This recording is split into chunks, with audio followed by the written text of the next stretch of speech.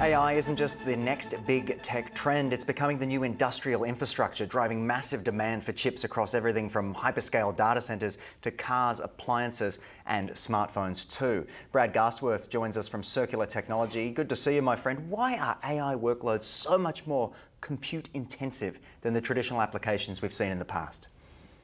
Yeah, Mike, that's really the important question here. I mean, AI workloads are like 10 to 50 times more compute driven than traditional workloads. And you have AI going into everything. And if you look at the edge, clearly that's causing growth on the infrastructure side, AI in smartphones, AI in PC. I mean, you're really getting significant usage across the board, and that's just driving adoption, which is driving more compute, and it's very compute intensive. So, semiconductor content's going to increase. It has, but we're nowhere near over of the run it's going to see. Yeah, well, let's talk a little bit about the adoption curve for the hyperscalers like Meta, Google, Microsoft, and Amazon as well. Absolute giants looking to crack open a bag of these chips and secure their place in the future of all of this.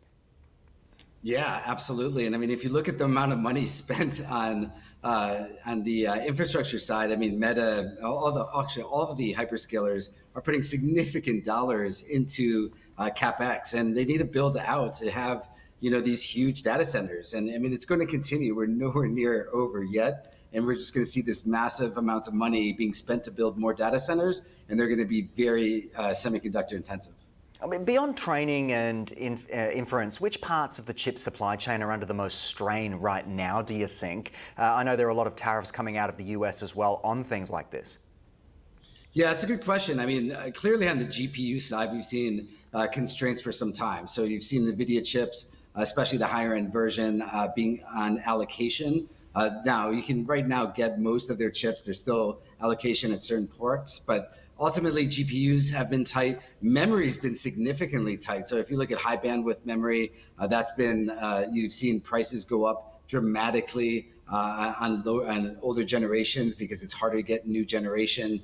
So memory prices have been ticking higher. But really, if you look at memory, GPUs, those have been some of the constraining parts. But you've even seen it on some of the minerals that go in. So like the rare earth mineral side has been tight. That's why you've seen the U.S. make that recent acquisition of the investment to MP Power.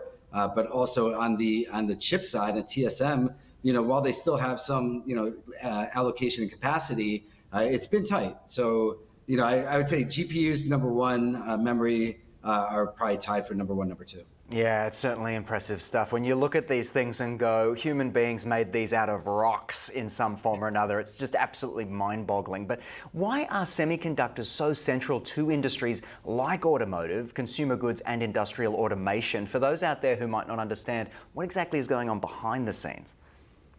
Yeah, maybe just to simplify it briefly here, Mike. I mean, they're basically just the power, the engines behind everything. So if you look at advanced automated systems, if you look at sensors, if you look at anything that needs compute, even the white goods. So if you look at appliances and houses, everything right now is becoming smarter. And when you have smarter technology in these appliances, in these automobiles, or in these computers, they need more intense semiconductors. And it really goes across the board from the smallest, from capacitors, all the way up to some of these larger, GPUs or processors. So ultimately, again, with the growth of compute, and when I use the word compute, it's really across technology. I mean, it's across everything, and you're just going to see semiconductors rise.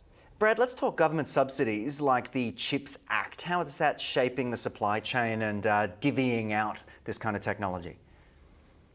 Yeah, I mean, we've actually seen it's had some interesting issues earlier, especially if you look at what happened overseas and with China, and you've had some sort of cross currents because now with Trump allowing the H20 NVIDIA chip to be sold in China, the CHIPS Act had some disruptions to the supply chain. Where things can be built, where they can be exported. And right now, I mean, it's smoothed it out a bit. I mean, we've seen a lot of bumps in the road. So I think we've gotten past some of the more interesting times. But ultimately, I think right now we're in a pretty good spot for continued growth and not as much allocation or product that can't be bought currently. So I think you're going to continue to see nice growth for several years right now within semis and really across the board. So, not just GPUs, but CPUs, memory, really even down to capacitors. I think you see everything grow quite nicely. Yeah, it's going to be certainly interesting to keep an eye on, and no doubt you and I will be speaking about it down the line. Brad Garsworth, thank you for joining me on the program today. Thanks, Mike. Appreciate it.